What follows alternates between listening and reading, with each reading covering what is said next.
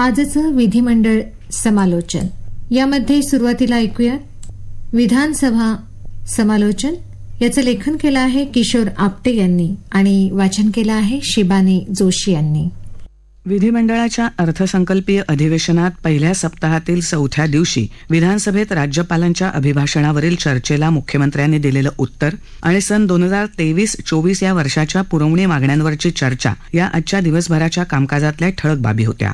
याशिवाय प्रश्नोत्तरं, लक्षवेधी, शेतकऱ्यांच्या वीज देयकांच्या 46,000 कोटी रुपयांच्या थकबाकीच्या मुद्द्यावर विरोधकांचा सभात्याग यांचाही उल्लेख करावा लागेल.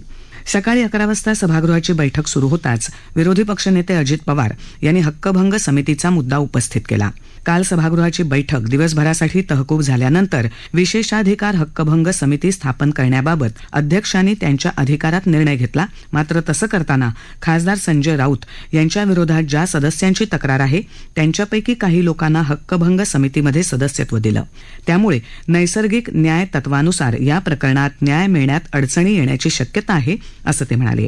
मात्र या सदस्यांना समितीतून वगळणं योग्य ठरणार नाही असं मत भाजपाचे आशिष शेलार यांनी व्यक्त केलं. ते म्हणाले की ही समिती केवळ एका प्रकरणासाठी नाही तर कायमस्वरूपी आहे आणि भविष्यात अनेक विषय तिच्यासमोर सुनावणीसाठी येऊ शकतात. यावेळी भास्कर जाधव यांनी देखील या समितीमधल्या सदस्यांच्या निवडीबाबत फेरविचार करण्याची विनंती केली. रवींद्र वायकर म्हणाले की या विषयावर फिर्यादीच न्यायाधीशाच्या भूमिकेत आहेत, ते योग्य नाही. अशोक चव्हाण म्हणाले की ज्यावेळी अशा प्रसंग न्यायाधीशांच्या समोर असतात ज्यात त्यांचा व्यक्तिगत संबंध येतो त्यावेळी ते नॉट बिफोर मी चा पर्याय निवडतात. त्यामुळे या प्रकरणात ज्या सदस्यांची तक्रार आहे त्यांचीच समितीवर निवड योग्य होणार नाही. अध्यक्ष राहुल नार्वेकर यांनी त्यानंतर या विषयावर निर्णय दिला. ज्या सदस्यांनी या प्रकरणात फिर्याद दाखल केली आहे त्यांच्यासमोर या प्रकरणात सुनावणी केली जाणार नाही. यासाठी नैसर्गिक न्यायाचं तत्व पाळून पारदर्शकपणे कामकाज केलं जाणार आहे असं त्यांनी सांगितलं. त्यानंतर प्रश्नोत्तरांचा तास सुरू झाला. त्यात के.जे. सोमय्या महाविद्यालयातल्या विद्यार्थी मारहाण प्रकरणी छगन भुजबळ आणि अन्य सदस्यांच्या प्रश्नावर उत्तर देताना उच्च आणि तंत्रशिक्षण मंत्री चंद्रकांत पाटील यांनी सांगितलं की या प्रकरणाची चौकशी तातडीनं पूर्ण करून दोषींवर कारवाई केली जाईल. छगन भुजबळ, अॅडव्होकेट आशिष शेलार, धनंजय मुंडे यांनी याबाबत विधानसभेत प्रश्न उपस्थित केला होता. या प्रकरणाची चौकशी करण्यासाठी विद्यापीठाच्या 3 सदस्यांची समिती गठीत करण्यात आली आहे.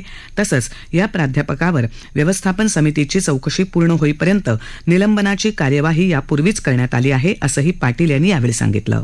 पुणे जिल्ह्यातील हवेली आणि वेल्हे तालुक्यातल्या पुणे खडकवासला डोणजे रोजणे रस्ता आणि डोणजे कोंढणपूर खेड शिवापूर रस्त्यांची अपूर्ण कामं काँक्रिटीकरण करून लवकरच पूर्ण करण्यात येतील असं सार्वजनिक बांधकाम मंत्री रवींद्र चव्हाण यांनी पुढच्या प्रश्नाच्या उत्तरात सांगितलं.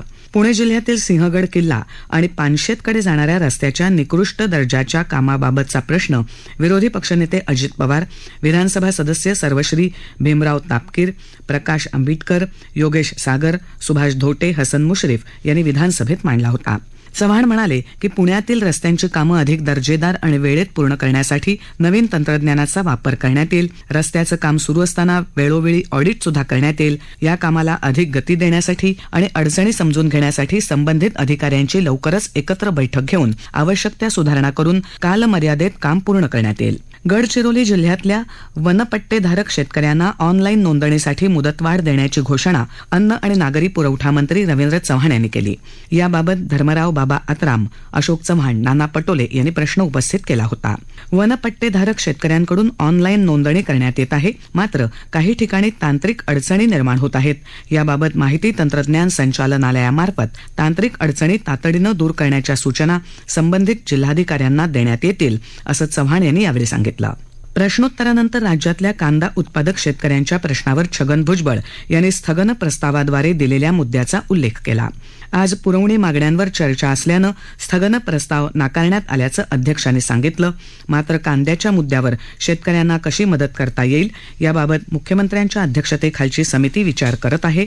तातडीनं कांदा खरेदी सुरू केली असून नाफेडसह केंद्रीय वखार महामंडळामार्फत खरेदी केंद्र बाजार समित्यांमध्येही सुरू करण्यात येत आहेत असं उपमुख्यमंत्री देवेंद्र फडणवीस यांनी सांगितलं. सभागृहात काँग्रेस सदस्य नाना पटोले यांनी पुण्यातल्या कसबा मतदारसंघातल्या पोटनिवडणुकीत काँग्रेसचा विजय झाल्याचं सांगत अध्यक्षांना विनंती केली की नव्या सदस्यांच्या जागा आणि व्यवस्थाबाबत सूचना द्याव्या. त्यावर निवडणूक आयोगानं याबाबत घोषणा केल्यानंतर प्रक्रियेनुसार कामकाजात व्यवस्था केली जाईल असं अध्यक्षांनी सांगितलं. यावेळी देवेंद्र फडणवीस यांनी पटोले यांचं अभिनंदन करतानाच चिंचवडमध्ये महाविकास आघाडी हरल्याचं सांगत थोडं तुम्ही आणि थोडं आम्ही आत्मचिंतन करूया असं सांगितलं. राष्ट्रवादीचे नेते जयंत पाटील यांनी शेतकऱ्यांच्या कृषी पंपाच्या थकीत देयकांचा मुद्दा उपस्थित केला. अधिवेशनानंतर या शेतकऱ्यांच्या वीज जोडण्या तोडण्याचे आदेश राज्य सरकारनं दिले असल्याचं ते म्हणाले. त्यावर अशा प्रकारचे कोणतेही आदेश देण्यात आलेले नाहीत, याबाबत सदस्यांची माहिती चुकीची आहे असं ऊर्जामंत्री देवेंद्र फडणवीस म्हणाले. यावेळी राष्ट्रवादीचे सदस्य आक्रमक झाले. विजेच्या दरवाढीचा प्रस्ताव देण्यात आल्याचं सांगत त्यांनी त्यावर आग्रही भूमिका घेतली. शेतकऱ्यांच्या वीज बिल थकबाकीच्या प्रश्नातून मार्ग काढण्यासाठी ही थकबाकी माफ करण्याची मागणी त्यांनी केली. या मागणीवर सरकार प्रतिसाद देत नसल्याचं सांगत विरोधी पक्षांनी सभात्याग केला. त्यानंतर राज्यपालांच्या अभिभाषणावरील अभिनंदनाच्या ठरावावर चर्चा सुरू झाली. त्यामध्ये छगन भुजबळ, आशिष शेलार, अशोक चव्हाण, भास्कर जाधव इत्यादी अनेक सदस्यांनी चर्चेत भाग घेतला.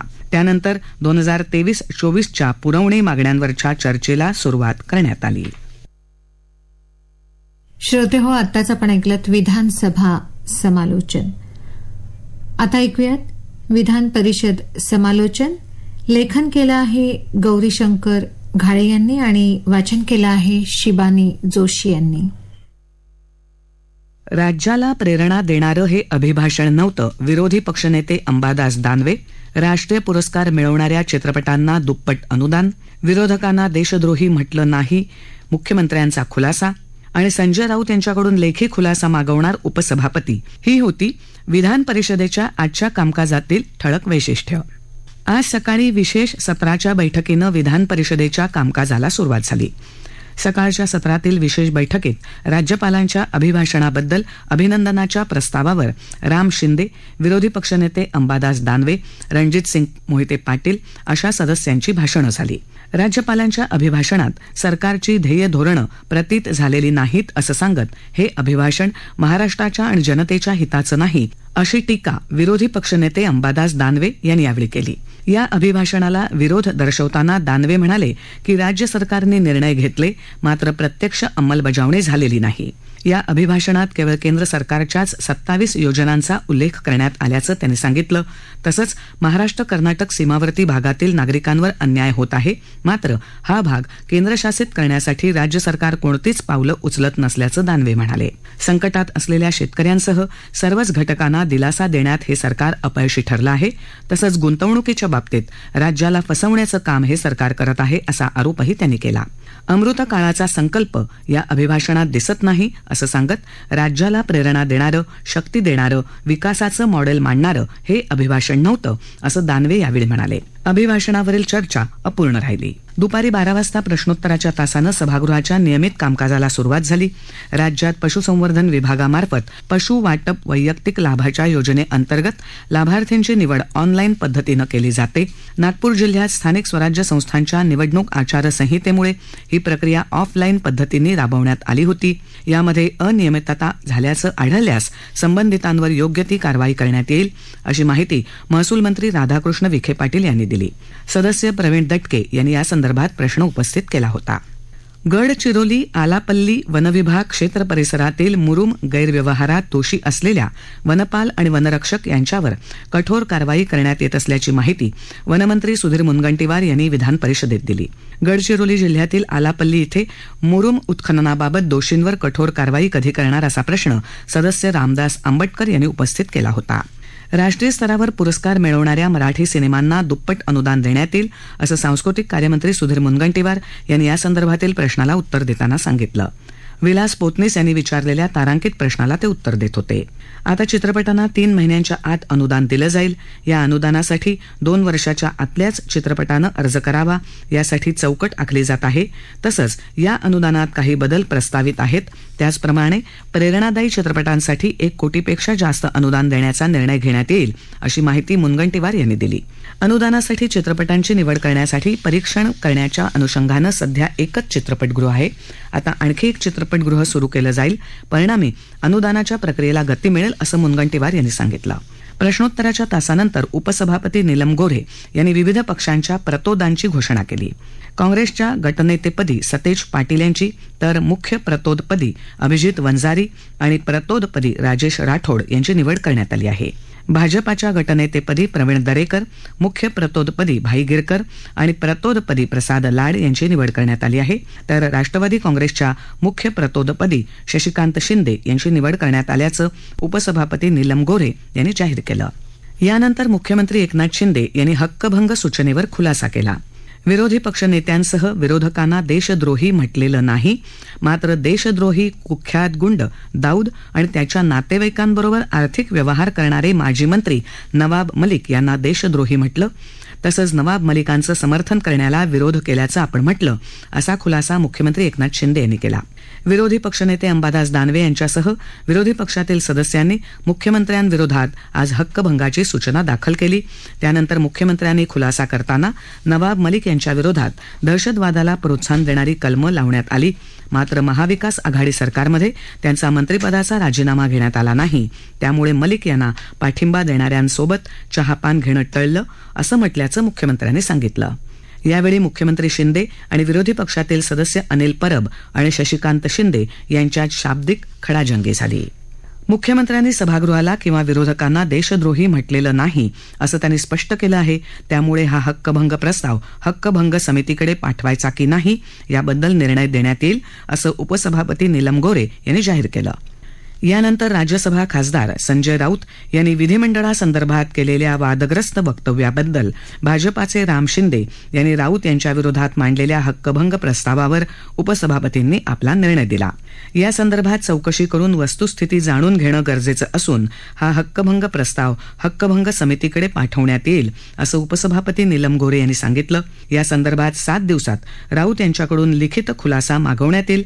तसंच संसदेच्या खासदारावर अशा प्रकारे हक्कभंग दाखल झाल्यास अध्यक्ष किंवा सभापतींकडे पाठवण्याची प्रथा आहे, असं उपसभापतींनी सांगितलं. मध्यंतरानंतर राज्यपालांच्या अभिभाषणाबद्दलच्या अभिनंदनावरील उर्वरित चर्चेला सुरुवात झाली. आजचं विधिमंडळ समालोचन यामध्ये आपण ऐकलं विधानसभा आणि विधान परिषद यांचं समालोचन.